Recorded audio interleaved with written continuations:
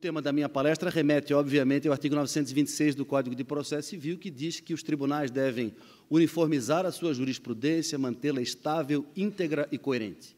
Esse dispositivo, de certa forma, causa algum constrangimento à magistratura, porque a primeira pergunta que surge é a seguinte: mas era preciso colocar isso no Código de Processo Civil?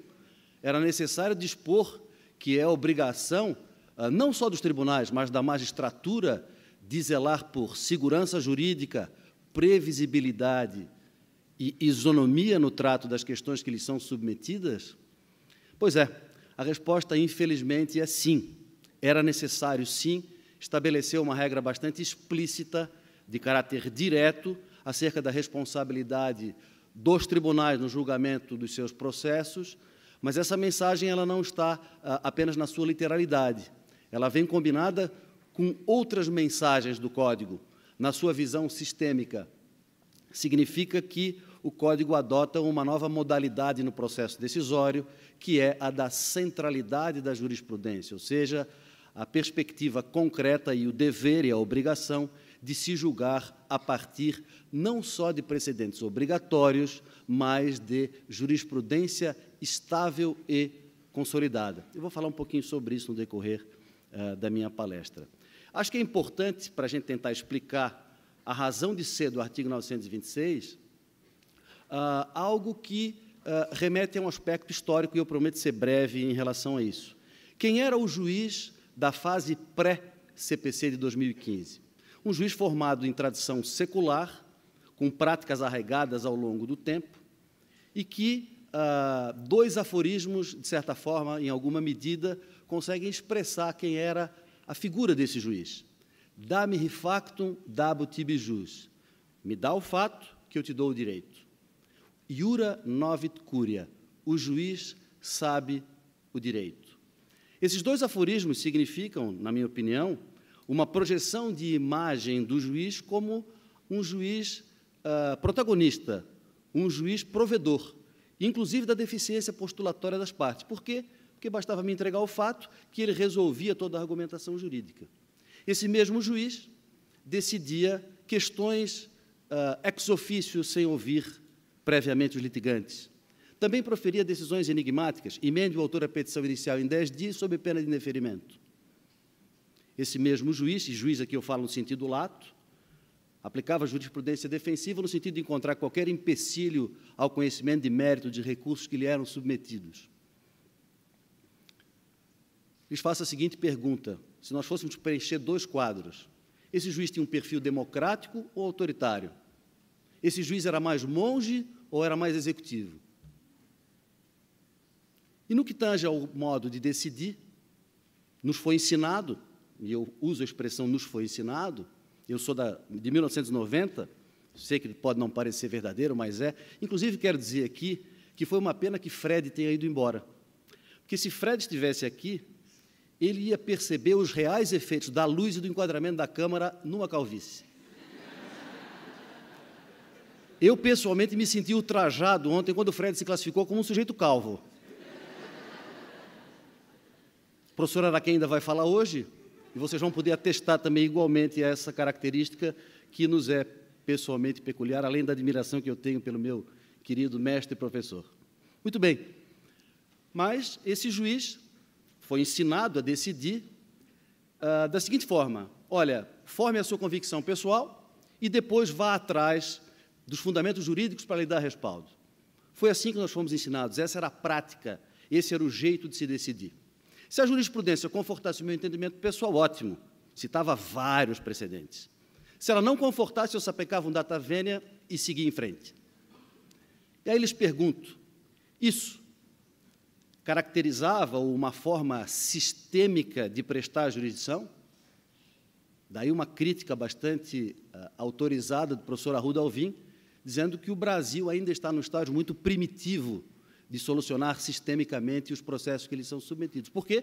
Porque o juiz encarava a sua posição de forma personalíssima. Eu resolvo o meu caso, eu resolvo o meu processo, sem me preocupar que cada decisão daquela integrava um todo, integrava um capital jurisprudencial, um capital decisório, que poderia ser utilizado no futuro, seja a partir das suas próximas decisões, seja a partir dos julgados que se formassem nas cortes de apelação e cortes superiores.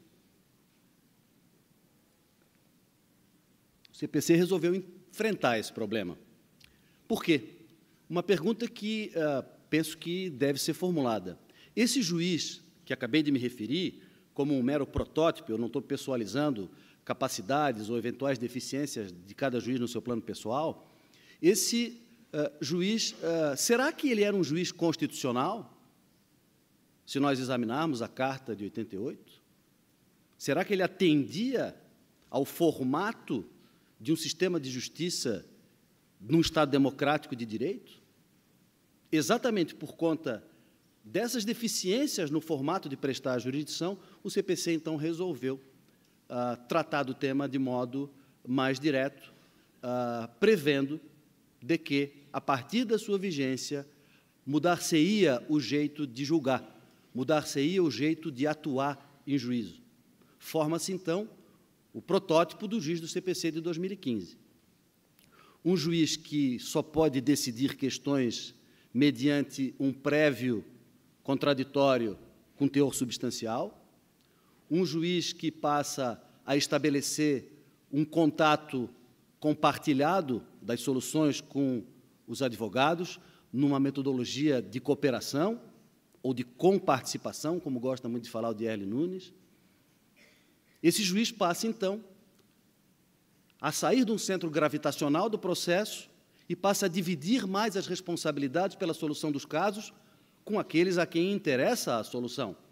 Porque, seguramente, caiu em absoluto desuso aqueles dois aforismos a que me referi. Dá-me factum dabit ibi jus. Fora. Não basta apenas me dar o fato.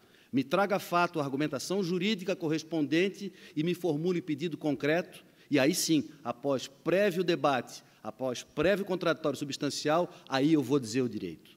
Dá-me factum dabit ibi jus, portanto, não sobrevive ao Estado democrático de direito na prestação da tutela jurisdicional. E muito menos o iura novit curia. Por quê? Porque o iura novit curia dá a sensação de que apenas o juiz conhece o direito. Não. A missão de julgar, ela só se legitima, ela só faz sentido constitucional quando essa decisão é compartilhada. E ela só tem sentido constitucional quando ela vem fundamentada com todas as razões que foram objeto de debate. E, inclusive, com o afastamento daqueles argumentos que, de certa forma, seriam capazes de infirmar a conclusão do julgador. Quando veio a redação do artigo 489, houve um grande ranger de dentes na magistratura. Algum colega, em certa medida, escreveu que Código de Processo Civil, a vitória dos bacharéis. Naquilo que a professora Tereza ontem dizia que havia queixa da magistratura dizendo que era o Código dos Advogados, e os advogados dizendo que era o Código da Magistratura. Essa decisão está superada, faz parte do passado. Mas é preciso ter em mente que é muito bom, pelo menos eu encaro dessa forma, que o juiz compartilhe o processo decisório com os que estão ao seu lado, e digo ao seu lado porque o juiz não é adversário dos advogados. Os advogados são parceiros de uma mesma caminhada, que é a busca de uma solução concreta para aquele caso que está sob sua apreciação. Então, por que eu vou ter o fardo?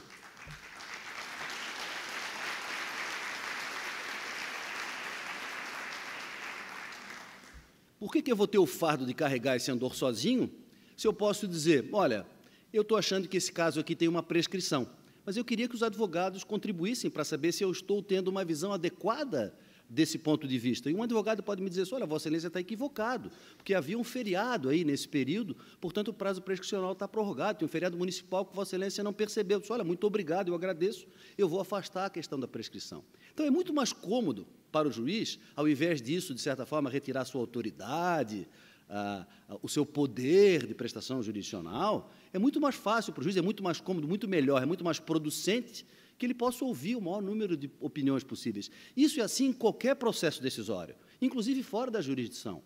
O bom tomador de decisões é aquele que previamente ouve, e não aquele que pensa que, tendo razão, toma as decisões à revelia da opinião daqueles que estão ao seu lado. Pois muito bem, o Código, então, estabeleceu um novo formato de decisão para a magistratura. E temos, então, de forma muito clara, o artigo 926 e o artigo 927. Também houve críticas, o professor Cássio, ontem, por exemplo, era não sei se ainda advoga essa tese, de que havia uma inconstitucionalidade na perspectiva de fazer, de gerar força vinculante a precedentes que não estavam previstos especificamente na Constituição Federal. Eu tenho uma interpretação, acho que mais condescendente com a ideia do legislador, porque não verifico aqui a similitude da súmula vinculante da Constituição com os... E também não precisamos nos apegar a essa expressão precedentes, que também foi muito criticada, porque no Brasil não temos ainda uma boa teoria desenvolvida, uma boa prática de formulação de precedentes. Vamos falar aqui de julgados com observância obrigatória. E aí podemos fugir, eventualmente, dessa eventual imprecisão terminológica do precedente.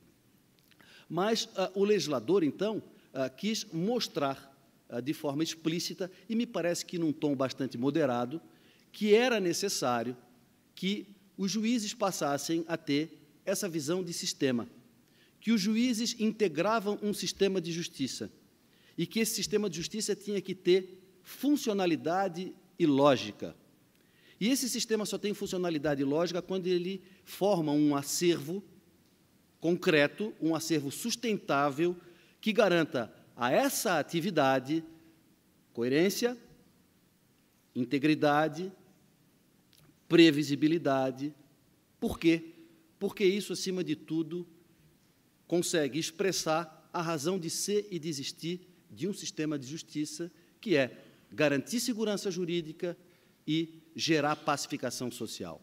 O juiz do novo Código de Processo Civil, ele não é um juiz que resolve processos, ele é um juiz que resolve causas. E isso é absolutamente diferente, porque, a partir do princípio da primazia da decisão de mérito, todas aquelas espiolhações de nulidade que havia no sistema passado, estou louco para resolver um 267, estou louco para encontrar qualquer causa que me evite enfrentar o mérito, isso, obviamente, que também faz parte do passado. Nós temos um compromisso de entregar aos jurisdicionados, que é a verdadeira estrela da nossa atividade, Sua Excelência, o jurisdicionado, a atividade completa em tempo razoável. E como é que isso se consegue? Primeiro, numa forma racional de prestar jurisdição. É claro que as causas não nascem prontas, há todo um processo de maturação. As causas começam a ser levadas a juízo, o debate se instala e várias são as decisões que começam a ser proferidas, no sentido A, no sentido B. Não se consegue, nem seria razoável, não seria adequado, uma uniformização instantânea de entendimentos. É claro que isso faz parte do sistema. Alguns certamente ficam pelo caminho nisso. Mas, a partir do momento que se encontra a estabilização de um entendimento, seja nas cortes superiores, pelos mecanismos de estabilização ou de formação de precedentes vinculantes, seja por uma jurisprudência que, desde o início, já se mostrou pacífica, sem sobressaltos. Qual é a justificativa que um juiz, no atual sistema normativo, possa dizer: não sigo a jurisprudência porque o meu entendimento pessoal diverge disso? Se escuta ainda no seio da magistratura, e quero dizer que essa palestra é uma obra de ficção, qualquer semelhança com personagens da vida real é mera coincidência. Eu vou citar alguns exemplos aqui em seguida, se eu tiver tempo para isso, portanto, talvez vocês que trabalhem aqui identifiquem um ou outro protagonista, mas eu lhes garanto que é uma obra de ficção. Qual é o fundamento jurídico que um juiz pode oferecer para deixar de seguir jurisprudência estável ou julgados com eficácia vinculante? O juiz, isso é quase que um mantra de alguns, acho que tem diminuído bastante. O juiz tem independência funcional, o juiz tem independência jurisdicional. Me parece que há uma certa confusão nesse conceito dessa independência funcional. O juiz tem prerrogativas que lhe são emprestadas em garantia da sociedade, da mesma forma que o advogado tem prerrogativas para ter o pleno exercício da sua atuação, os juízes também têm suas prerrogativas para serem juízes imparciais e não submetidos à pressão de poderosos.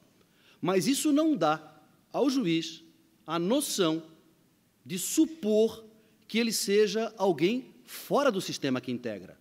Quando ele faz concurso para a magistratura, ele sabe que vai integrar o Poder Judiciário, que está formatado, que está concebido pela Constituição Federal. E a Constituição Federal só pode explicitar ou só pode deixar evidentemente claro, pela sua gênese, que um sistema de justiça só tem sentido se ele propiciar, como disse, segurança jurídica e pacificação social. Um sistema jurídico que não seja capaz de gerar isso, seguramente não pode ser taxado de um sistema de justiça. Portanto, o juiz não integra o Poder Judiciário com a perspectiva de fazer carreira solo. Ele não é um outsider, ele é um integrante do sistema. E é nessa concepção que precisa haver a sua atuação. Portanto, quando da bancada de julgamento, onde se aprende muito, o julgamento em colegiado é um aprendizado constante, é muito bom julgar em colegiado. A gente aprende muito. Em outras medidas também se exercita muito a tolerância, se convive com as diferenças de pensamento, mas tudo tem um limite. O limite do pensamento, da dialética, da discussão do processo, ela precisa encontrar um termo. Então, essa reiterada teimosia de alguns de dizer não me curvo, não sou vassalo do STJ, não sou escravo do Supremo, como já ouvi em certa ocasião um julgamento, um colega que tinha uma posição absolutamente diferenciada dos outros integrantes do grupo de câmaras de direito público. Ele negava uma liminar no mandado de segurança que todos deferiam há muito tempo. O que acontecia? Na sessão do grupo, todo mês, vinham os recursos das decisões de indeferimento da segurança. E eu, em certa medida, em uma ocasião, com um intuito meramente contributivo, obviamente, disse, Excelência, Vossa Excelência tem percebido que temos nos ocupado aqui, né, e temos todos dado provimento por votação, tirando o voto de Vossa Excelência por votação unânime. Será que não valia a pena Vossa Excelência ressalvar o ponto de vista pessoal e aderir à posição de todos nós? Ele se vira para mim, olho no olho, e diz, eu não sou vaquinha de presépio. Obviamente que eu parei por ali, qualquer observação, e aprendi aquilo como lição. Primeiro, porque eu não sou tutor do voto de colega algum, muito menos julgador do voto de ninguém. Mas, digo a vocês, foi uma coisa que veio de dentro do meu coração. Pô, vamos tirar a pedra dos sapatos, porque, além de onerar as partes, ele estava onerando o tempo dos colegas, ele estava onerando o tempo de julgamento dos outros processos que estavam pautados, por mera teimosia. Nem todo chato é teimoso, mas todo teimoso é um chato. Eu tenho essa convicção. Claro que há algumas exceções. Há o teimoso meigo, querido, mas, de modo geral, o teimoso é um chato. Podem perceber, avaliem isso. Muito bem.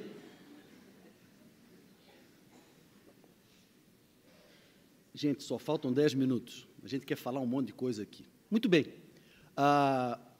Eu quero dar aqui um depoimento, na visão, pelo menos, micro, que tenho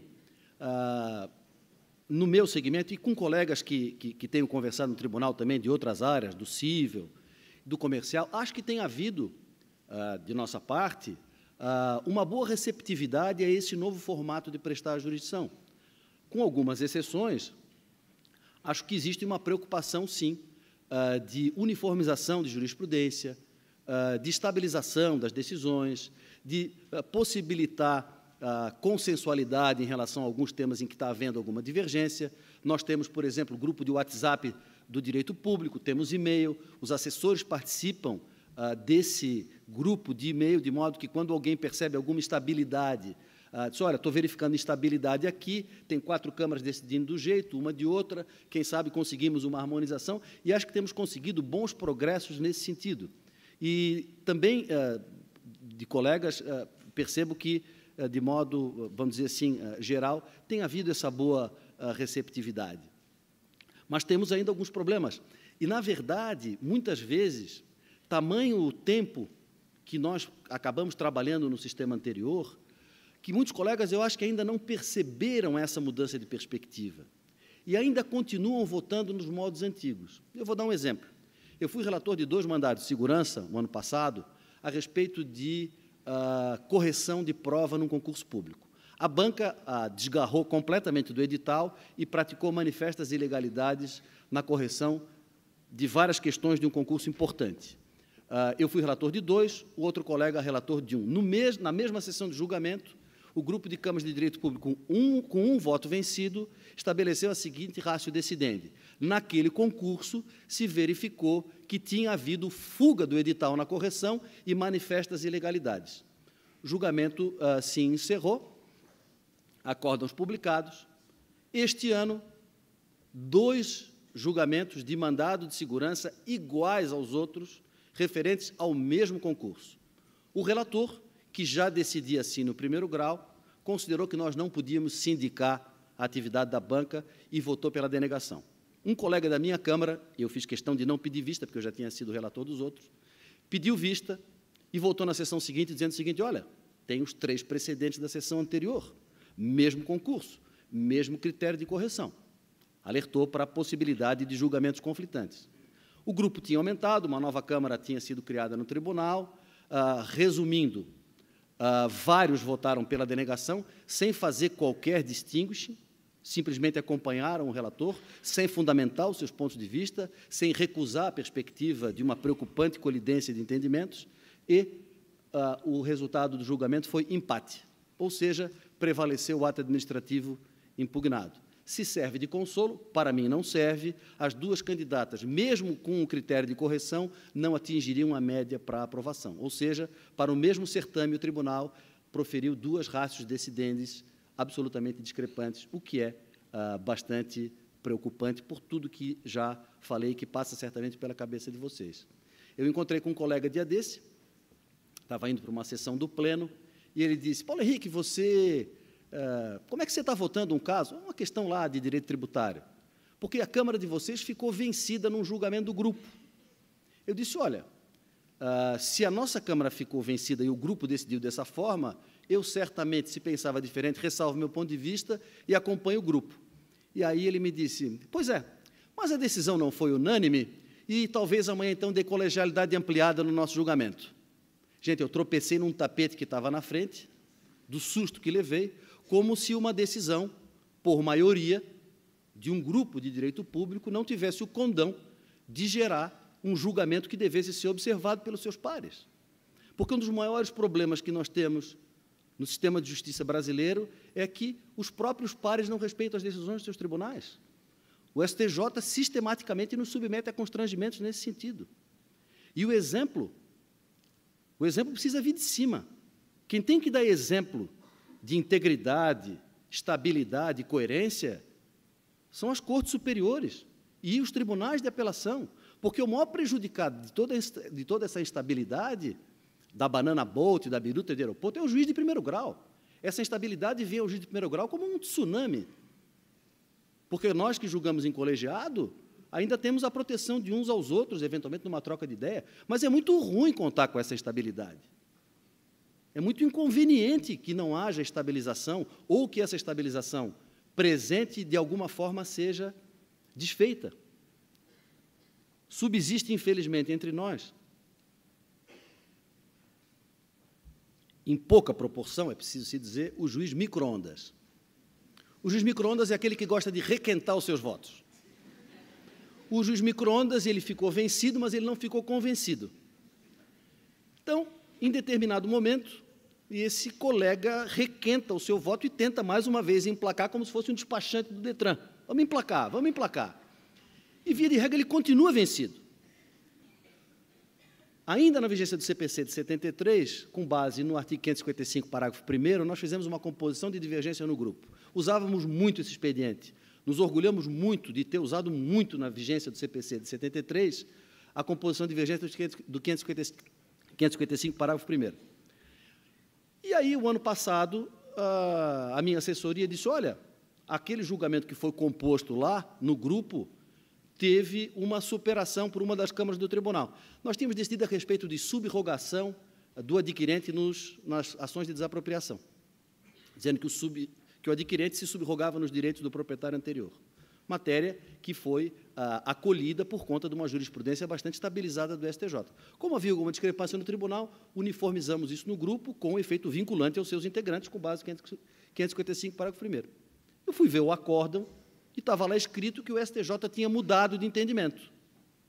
Fui verificar o voto e um ministro micro-ondas também reaqueceu um voto anterior e deu um banana boat na corte. Eu, como disse, como não sou tutor do voto de ninguém, fiquei preocupado com aquilo. O relator, muito meu amigo, um irmão de vida, eu disse: olha, vocês proferiram um voto aí discrepante. Eu fui examinar, a jurisprudência do STJ permanece exatamente a mesma, vários ministros já proferiram votos posteriores reafirmando a posição que não foi modificada, mas o estrago no nosso tribunal estava feito.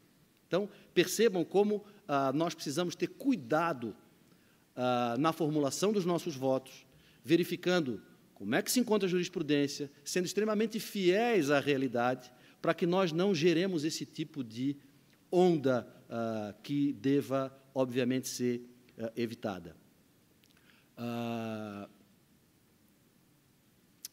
O professor Kremer falou uma coisa aqui muito importante, com a qual eu concordo plenamente. Quem tem que deixar o sistema de justiça absolutamente blindado no que tange a segurança é a magistratura. O advogado tem compromisso com o seu cliente. O advogado é um soldado do seu cliente. Se o sistema deixar alguma brecha, alguma fissura, o advogado vai tentar, porque ele quer legitimamente satisfazer, buscar os interesses do seu cliente. Isso é da essência do trabalho do advogado. Então, quem tem que gerar credibilidade, confiança e estabilidade da jurisprudência é a magistratura. Vejam que aspecto positivo da estabilidade da jurisprudência. A Procuradoria da Fazenda Nacional, no ano de 2016, baixou uma portaria determinando que os procuradores da Fazenda parassem de contestar ou desistissem de recursos em que se aferisse a eventual recuperação ou recidiva de pacientes que haviam se aposentado por invalidez, naquelas hipóteses de cardiopatia grave, câncer, etc. e tal. Jurisprudência do STJ maciça, pacífica, um bloco de concreto em relação a essa estabilidade. O que fez a Procuradoria da Fazenda Nacional? Num ato elogiável, baixou uma portaria desjudicializando esse tema e citou na portaria, um parágrafo deste tamanho, todos os precedentes do STJ. Aquilo dava uma noção de bloco, de rigidez interpretativa, sem fissura. E é aí que vem o que Humberto Ávila chama de calculabilidade, que as partes vão fazer para saber se vão ter chance de ter a sua ação bem-sucedida em juízo ou não. Se quem vai projetar os seus negócios vai contar com um sistema decisório coerente, amplo, estável e coerente. Quem garante que o tal do demandismo ou da litigiosidade não decorre dessa fragilidade do sistema de justiça a não entregar uma prestação jurisdicional absolutamente concreta? Nos países que adotam observância precedentes, o nível de desenvolvimento é reconhecidamente maior. Por quê? Porque existe maior segurança, não só jurídica, existe segurança no sentido de quem vai empreender, de quem vai tomar as suas decisões e, eventualmente, de quem também vai litigar em juízo. Mas o Código, penso, nos oferece as melhores receitas para que possamos mudar esse prato que servimos todos os dias aos jurisdicionados. O Código está aí, basta ser assimilado, bem compreendido e colocado em prática. E, como diria a canção de Beto Guedes e Ronaldo Bastos, a lição sabemos de cor, só nos resta aprender. Muito obrigado.